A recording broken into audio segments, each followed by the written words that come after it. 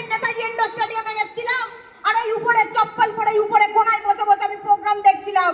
আর ওই সময় দাঁড়িয়ে বিকাশ দা স্টেজ থেকে একটা কথা বলেছিল যে আজকে অ্যাচিভারদের দিন, বাট যারা এই গ্যালারিতে বসে আছে তারা আজকে হাততালি মারতে আসেনি।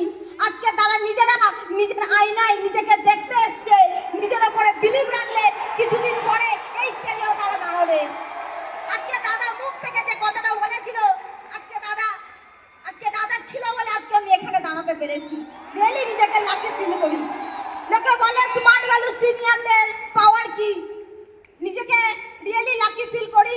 রাহুলদার মতো একটা সিনিয়র পেয়েছিলাম, সিরাজুল্লাহর মতো একটা দাদা পেয়েছিলাম। যে মেয়েটা স্কুলে 10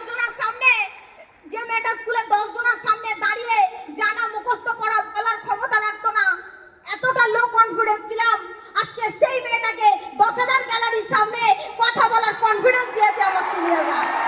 স্মার্ট ভ্যালিতে কিছু করতে গেলে নিজেকে অল টাইম অনেস্ট রাখতে হবে, প্ল্যাটফর্মের প্রতি বিলিভ রাখতে হবে, সিস্টেমের প্রতি বিশ্বাস রাখতে হবে,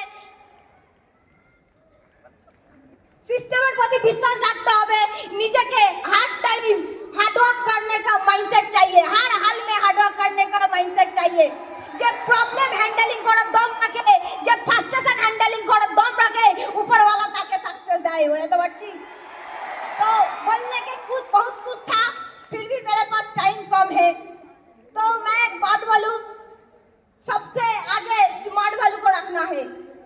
স্মার্ট ভ্যালু ऐसे প্ল্যাটফর্ম है যেটা তুমি ভাবতে পারবে না সেটাও দেবে, যেটা তোমার ভাবনা চিন্তাই নেই সেটাও দেবে।